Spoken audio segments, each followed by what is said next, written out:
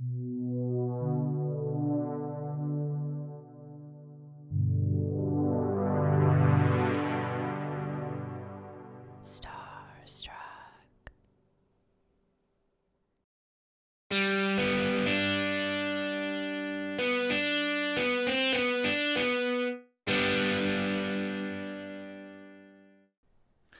Well, welcome back to Joyride. I am Jared Brandon Flandy, and I am Adam Mendenhall. this is the show where we talk about all things transportation and adventure. We're back for another season. How you doing, Adam? I'm doing great. How about yourself? Doing just fine. It's a very cold, crisp fall. It's not quite winter yet. It is. It's nice and brisk out, though, so puts you in the seasonal mode. Puts me in the. I like to go on runs during this time of year mostly because it's cold and motivates me to run. Exactly. That's a good way to put it.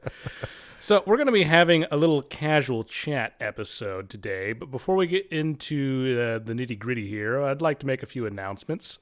First of all, we'd like to thank all our listeners who listen to this podcast. We also want to point out we are on Patreon. We really appreciate your support any way you can do that. We're going to be having all sorts of new bonus materials on there as well that will add to your podcast experience. Another thing I'd like to also point out, too, is our parent company, which is Starstruck. We have a website, which is starstruckcompany.com. These podcasts are available to listen to there as well. There's also other different products that we offer, including films. We're in the movie business. We're also a bit into publishing and have an online magazine. So if you want to check out all the other stuff we work on other than the podcast, we would love if you could check it out. Once again, that is starstruckcompany.com. And so aside from that, our other sponsor, of course, is we always like to give him a shout out, is Noah Norwood of the Hot Rod Kid podcast. Noah has guests from all over the automotive community, particularly hot rods, of course. But he's also a professional automotive restorer working on old Mustangs and even Ford V8s from the Bonnie and Clyde era. And so we'd encourage you to check that out as well. That is the Hot Rod Kid podcast. That is available on Spotify, Apple Podcasts, or wherever you listen to your podcasts. All right, with that said, so we're going to move into our conversation today, and it's particularly going to be about car collections, one car collection in particular. But I do want to ask you a question at first, Adam. Have you ever been to any big car collections or automotive museums, that kind of thing? Yeah, I have over the years. Most recently in the Northwest, I've been to the LeMay Automotive Museum there next to the Tacoma Dome up in Washington State, which is... It's got several different levels to that facility. It's really neat, and they've got a good variety of cars all the way from, early turn of the century up to muscle cars and current day. And they kind of cycle the collection out, too, as well, depending on the theme they're going for, what they're wanting to focus on, if it's 1960s muscle cars or even exotic cars. So they work with a lot of local collectors and cycle things in and out of that museum over time. And where was this at again? Tacoma, Washington. Yep, okay. Right next to the Tacoma Dome. I've been to a few museums within automotive factories, like Jaguar in Birmingham, and that's as in England, not Alabama. I've been to that was before they built the big museum at the Porsche factory, but I went when it was still the small one, and they had like the original Porsche there, like the first Volkswagen, that kind of thing. When I was in Los Angeles for work, I had to go to Paramount and a couple other places like that. But when I had some off time, I went to the Peterson Automotive Museum, which was absolutely spectacular experience. But most recently, back here in Oregon, I'm sure you've probably heard of this, but it's very mysterious. Have you heard of the Brothers Collection? I have, but only through a couple people. It's not something you hear very often, but I have. Yeah. No, you don't. I mean, it's almost kind of like automotive myth in Oregon a little bit. And apparently it's the owners, it's a closely held secret who they are. And I just heard it's some apparently, it's some people that own a bunch of cars at a warehouse here in Oregon. Didn't know much about it. And you can only get in there via a private invite, or they do open it up occasionally to the public, but very few times a year. And it's usually never even advertised very often. So I got the ability. I went with my dad. My dad had read that they're doing their annual toy drive for the Christmas season for charity. And so if you bring two toys and you pay a little bit of money and you get in to see it. And so I went, sure, I'd like to go to that. I mean, like I said, I've just heard about the stories about this place. Went in there having no idea what to expect. Once I stepped into the main part of the warehouse, it was mind-boggling. Guess what was there?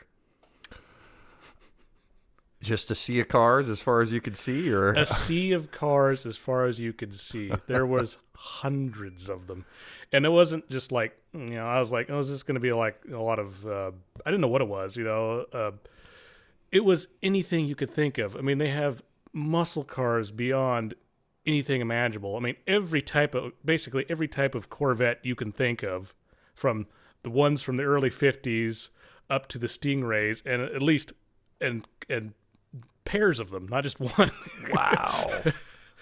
I mean, that's just the muscle cars. I mean, there was Shelby, Carroll Shelby Mustangs, the OG ones, every Buicks, Chargers, Challengers. Well, that is something else. So would you describe it? I mean, again, for a lot of our listeners, I'm sure like myself, follow Jay Leno, people like that, other celebrities that have large collections. Is this something that would dwarf that, or is it about the same, or what would you say size-wise? I don't know how many cars Jay Leno has exactly, but I know it's as much. It's just huge. It's an entire warehouse. Wow. And like I said, this is just the muscle cars. I haven't even got to the foreign car section yet. That is incredible. Again, this is something that is not open to the public, invite only. And like you mentioned, I mean, I've only heard it from a couple people, one of them being yourself. It's kind of mythical. I mean, it's not just like, it's just like a bunch of cars lined up. I mean, there's cars lined up, but it's presented and done up very professionally. I mean, there's cars on rotating, plinths that go in circles. They had in their muscle car section, they were like on tiered stacks, kind of like you see in a warehouse, but done up really nice. Not like bare metal, but just like stacks of Chargers and Mustangs, Wow. that go up like 40 feet, And like I said, then when you get to the foreign section, which is actually where I went first, but I was kind of saving that for a little bit later, because that was mind-boggling, probably even more. Because they had almost every kind of foreign car you could think of. Old Mercedes. I mean, 1930s Mercedes.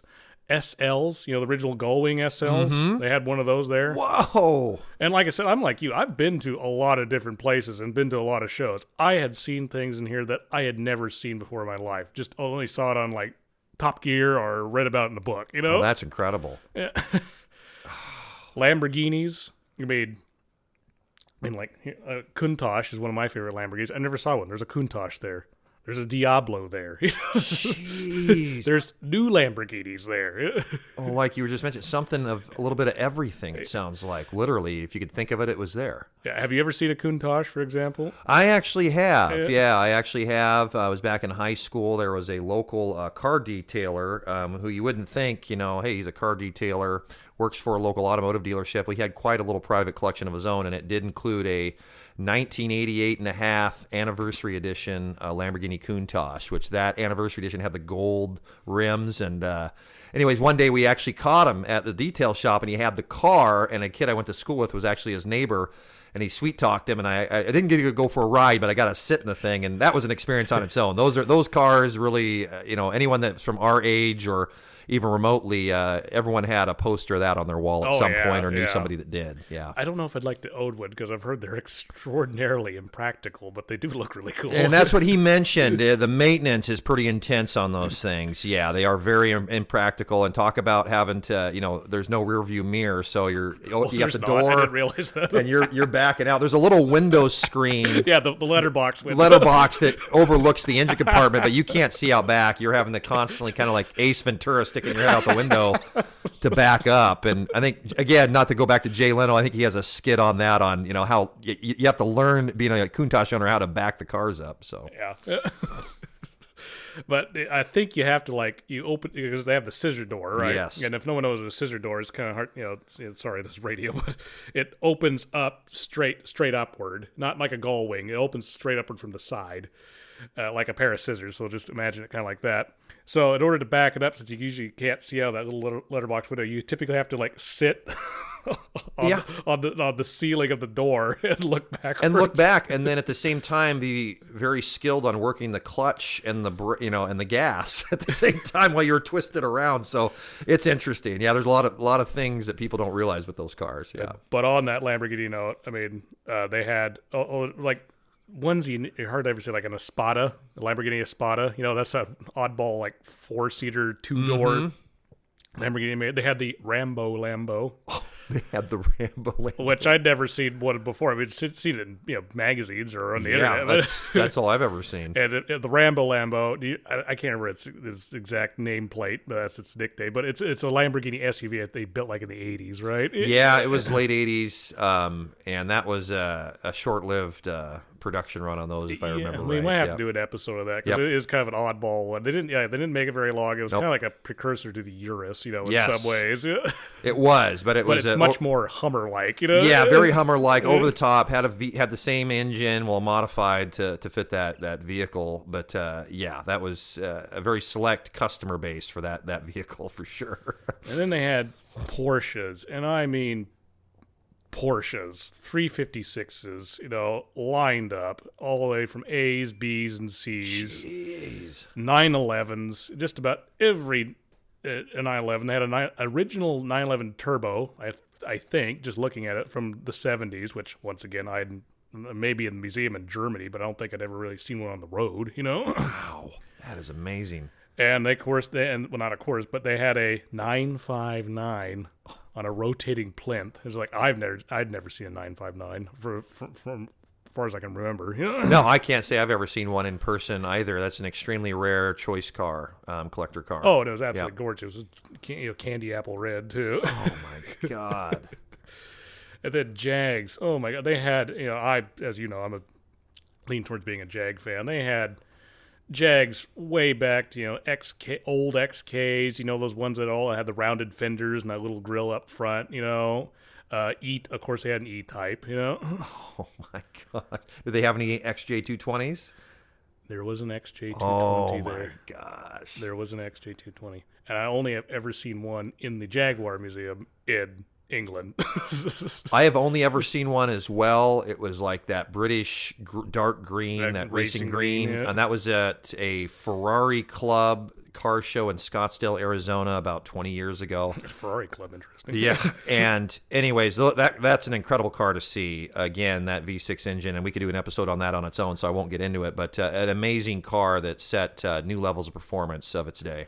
That's the thing. Jaguars had the fastest car in the world multiple times throughout their history. Yes. A lot of people don't realize that, but they did. Yeah, the XJ220 when that came out, was it early 90s, 91, 92, something like that. Yeah, that was, I think it had a top speed of 217 miles per hour. Yes. Which made it the fastest production car in the world until the McLaren F1, of course. That's right, but it did hold it until that time, until the McLaren F1 came out. Yeah. And it was absolutely astounding. And I'm not done, mind you. I haven't got to the Ferraris. It literally doesn't end in this collection. My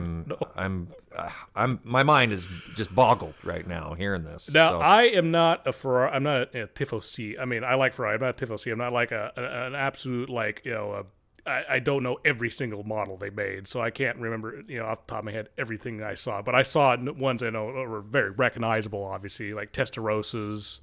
They had early ones from the 60s. Oh, wow. I know they had a Daytona there, which, once again, I've never seen. They had an Enzo. Oh, my gosh. They had an Enzo. An F50. And an F40, all next to each other. The crown jewel models of each era. Uh-huh.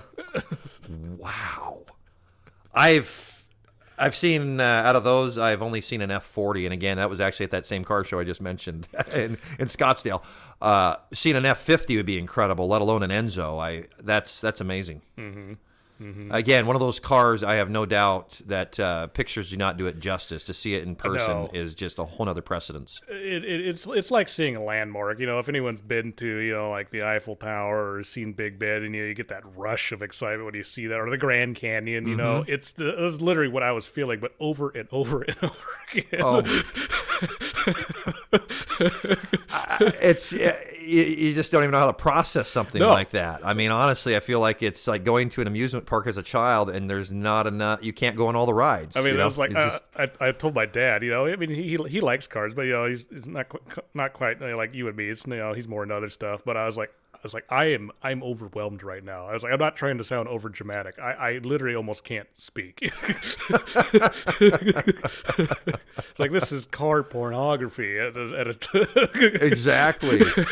Oh my gosh. And they had Maseratis too in the Italian section. They had other. I mean, I can't remember. They had some. I don't want to use the word oddball, but other like Italian manufacturers that weren't around very long. Sports car manufacturers. They had those. They had Maseratis.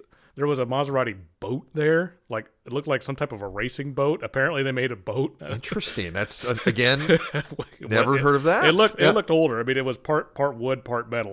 But I was like, I had no idea they built anything like that. Wow. They had Ford GTs, multiple Ford GTs. They had the old 05 ones, like famously that Jeremy Clarkson owned. And the thing about that, I remember, he was classically on the waiting list for like, what was it, over a year, or was it 2 years before he took delivery? And there was a whole episode they did on that where he took delivery of his Ford GT. But yep. I've heard Ferrari's the same way. It doesn't matter how much money you have; you're on a waiting list. Yeah, and when you get it, you get it. Yeah. I mean, it's one of those things. They had 2 of the new Ford GTs. Not 1, but 2. 2. So they got 3 Ford GTs of some kind of trim level or era. They also had an original Ford GT40, as in Ford versus Ferrari GT40. No way. Once again, never seen. I don't know if this is one like Ken Miles drove per se, but it was right-hand drive and everything, just like you saw in the movies. My God. Shelby collector, just dream / almost holy grail, it sounds like. It's holy grail stuff, yeah, exactly. Yeah, that's...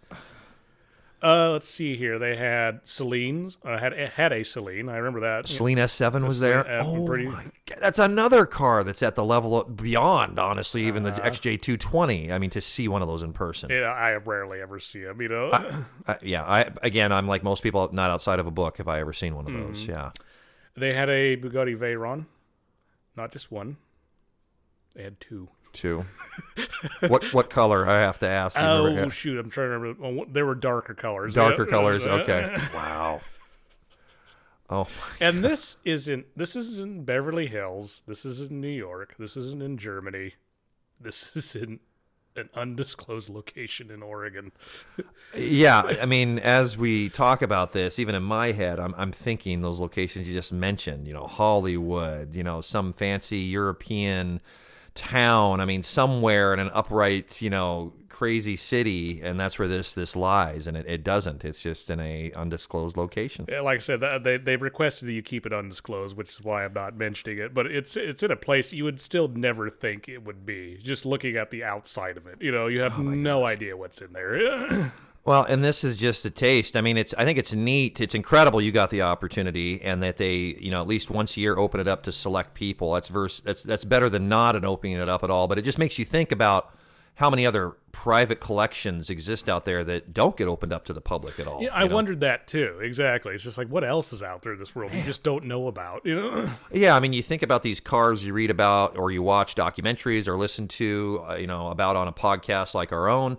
And where are the actual cars, though? Especially a lot of these prototype cars. It's amazing how many prototypes fell in the hands of private collectors, and or outside of museums. So it's really neat to hear, as secretive as this Brothers collection is, that they do open it up to people. So that's pretty cool. That's really cool, above a lot of other people, I'm sure, at the same or similar levels. Mm-hmm.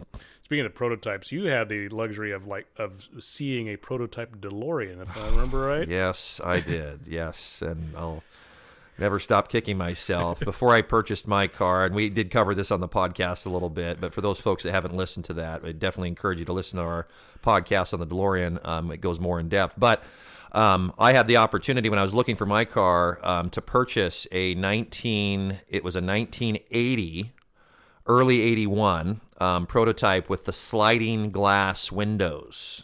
And now stop for a second here. So that's different from the notorious little letterbox window. Yeah, right? the classic toll booth window is how they window, coined that, similar to like what the Lamborghini Countach has. It goes down enough to just basically, put your toll out as you're going over a toll road or toll bridge. But these were actually full sliders, so you could slide and actually, stick your arm out. So it didn't slide down; it slid backwards, forwards. Is that yes? Yeah, okay. Yep. So it actually would slide forward to open it, and then backwards to close it. And this was on the last version of the prototype before it went full production, and that was one of those last minute changes where they decided, hey, we want to promote more options. We want an electric window, but we can't because of the curvature of the doors. It has to be a lot smaller. So they scrapped the sliding window, which is actually the style that was on the original prototype from 1975. If you look back at all the old DeLorean prototypes, they all had sliding windows up to that point. Anyways, long story short, I had the opportunity to purchase this car. It was down in Arizona, I believe, at the time, and it was a good price, but it was in rough condition. The interior was really rough. It wasn't running, but it was a really good price. And anyhow, I ended up passing on that and purchasing the car, which was a early 81 that I owned for a couple years. Those prototype cars are pretty neat, and today they definitely have gone up in value and hold their value more so than many other cars, just due to the rarity. Exactly. It's something I think prototype cars kind of get overlooked a lot, in terms of people that are, really into vehicles and whatnot. For certain, they do. But like I said, I didn't. I'm more knowledgeable on foreign stuff, so I didn't. So, but they had other. Lots of them. Like I said, lots and lots of American cars too. And not just the Vets and the Novas and the Challengers, mind you. They had plenty of Vets and Novas and Challengers and Mustangs in multiple amounts. But they had like Packards and old little Packards and stuff like that too. Wow, my God. And I love those old things. They're just so gregarious. They're huge. There's chrome. Those old cars like from the 30s. Well, the amount of steel that's in those cars, it really puts it in contrast when you're in the same building and you can look at a car that's 50 years newer or even comparable age, and the amount of steel that's in that old version versus what we have today is just, they are truly boats and a work of art beyond anything else. It's a work of art, and I've had some guys, I'm sure you've run into this too, it's like, why they always ask me, and these are car guys too, mind you. They're like, why are you into Ferraris and stuff like that? I was like, well, why aren't you? It's like, well, because I can't afford it. Okay, and I was like, well, that's a fair assessment. I'll give you that. But it's just like, I don't look at it that way. I look at it like it's an engineering marvel or a piece of art, just like you said. That's why I appreciate it. It's like, I can't own the Mona Lisa that's in the Louvre, but it won't stop me from appreciating a Da Vinci painting, right? Exactly. So when I see those high-end cars, it's the same thing for me in that regard. Yeah, you don't have to own these cars or let alone even have the privilege of driving them. You can still enjoy them just by being able to view them and appreciate the technological marvels and the achievements in engineering that a lot of the different generations have obtained. And it's, again, going to car shows, auctions, or having the rare opportunity like you were able to get to see a collection like this is a great way to exercise that appreciation. Yeah, and even if I had the opportunity to drive some of these, I don't know if I want to, of course, but I don't know if I'd want to because I just know how valuable they are. Oh, I know. It would be talk about put your nerves on edge. At least it would be for me, but behind the wheel one of those. Just because, again, the rarity and value of some of them would definitely make you think. Yeah. It's kind of, you feel kind of like Ferris Bueller. I couldn't be Ferris Bueller, in the movie where they steal the Ferrari. I couldn't have done it because I just know like how rare that Ferrari. Oh my God! Yeah, the 250 GT, California. I think that car. Which, mind you, was not a real Ferrari. Did you know that? No, actually, I didn't. The close-ups of the car were a real Ferrari, but it was actually like a replica kind of kit car thing. Oh, it was. Because even back in the 80s, the insurance to have that thing on the highway and film it was so high. Basically, the movie studio didn't want to pay it. That makes sense. Again, that car is so valuable. I could see that. That would be okay. Well, that was a good replica nonetheless. Yeah, no, it's hard to tell exactly. But yeah, just to kind of start bringing things to a close, absolutely mind-boggling. Just it was hard to describe in words. So I mean, I hope you get to see it at some point. I hope anyone gets to see it. I mean, if you ever hear about it, take the opportunity, just do it. Yeah. Well, that absolutely, and at the same time, I mean, encourage folks to pursue local museums, or if you're traveling somewhere like again Las Vegas or Southern California, I mean the Peterson Museum. Any of those are fantastic and worthwhile, even if it's a little off the beaten path. Definitely seize those opportunities to go to places that have vehicles like that on display. Yeah, I don't know. I think I may have mentioned it in an episode or two, but when I was at Peterson, they had the Bond in Motion exhibit that was traveling. Oh. Did I ever tell you about that? No, That literally had almost every James Bond vehicle, period, there. And that's an episode itself, so I won't get too much into it. But just out of all the highlights, I did see the DB5. Wow. Oh, that's, you know what? I think you sent me a picture because it was the I think when I was there. the underwater car from The Spy Who Loved Me, Roger Moore. Yeah, the Lotus. Yes, Yeah. yes. Oh, wow. Now, mind you, it's just like, and this is the same thing with this Brothers collection we're talking about. You can't touch the cars. You can get up close. And of course, I was being respectful. I didn't want to touch anything anyway. At Peterson, though, they had one Bond vehicle that you could touch. And do you remember from Die Another Day where Pierce Brosnan was briefly on that Ski-Doo snowmobile? Yes. They had that Ski-Doo snowmobile there. Oh, they did. And it was the one thing you go up and like get on it. And of course, if anyone's listened to some of our episodes, I'm a snowmobile enthusiast, so of course I'd beeline for that. And of course, I'm not like a happy-go-lucky kind of star person, but it's still cool to know as I'm sitting on this thing, hey, Pierce Brosnan sat on the snowmobile. Oh, that's wild. Oh, that's pretty cool. That's the kind of stuff you see, going to those places. Yeah, definitely. It definitely opens your eyes up. The one thing I can say about the Brothers collection, though, that I was slightly surprised by is they did not have a DeLorean. See, I would have just assumed from what you described that would have been somewhere in that mix. Interesting, and that car is one that's it's become part of pulp culture, but at the same time doesn't mean it's always part of somebody's collection, even as a collection as extensive as what we've just mentioned in regards to the Brothers collection. So well, anyone that's listened to the show enough knows we're DeLorean fiends, obviously, but it really is surprising how many people don't realize that's a real car. They think it was a prop car for Back to the Future. Yeah, just like the Ecto-1 and the Cadillac, and again, Batman I think is what really did it, because so many of those Batmobiles were customized, to a point, but a lot of them started off as a car, Did you, in the first drafts of Back to the Future, have you ever read what the time machine originally was? Yeah, it was a refrigerator. It was correct? a refrigerator. Yeah, it was a stationary object. Yeah. And Robert Zemeckis and Bob Gale decided to change it because they were worried that after kids saw the movie that they get into the refrigerator thinking it was a time machine. So that's right. They were being conscientious, but I think it was a very well intentioned and good decision conscience is kind of thing, because it became, of course, the most one of the most famous cars of all time instead. It did, yeah, as a result of that movie. Gosh, again, in some alternate universe where DeLorean Motor Company didn't go under, I often wonder what would the sales have been, after that, if those cars were still being produced. It would have been a whole different world. We can only wonder. That's right. Well, on that note here, I think we're going to start wrapping things up here. So once again, I want to thank everyone for listening. Once again, I also want to say we're on Patreon. We're actually going to have on Patreon. I took some video when I was at the Brothers Collection, and I've cut together a little video there where you can actually see some of the stuff we're talking about, and we'll probably have photos there too. So, once again, to enhance your podcast experience. So once again, just go to our Patreon page, which is all the descriptions for everything, or all the links are in the description. And that includes our parent company's website, which is starstruckcompany.com. So please, by all means, check all that stuff out. We'd love you to. Also, if you can, we like good likes. If you have, depending on what podcast app you have, if you can leave a preferably nice comment, that would be great too.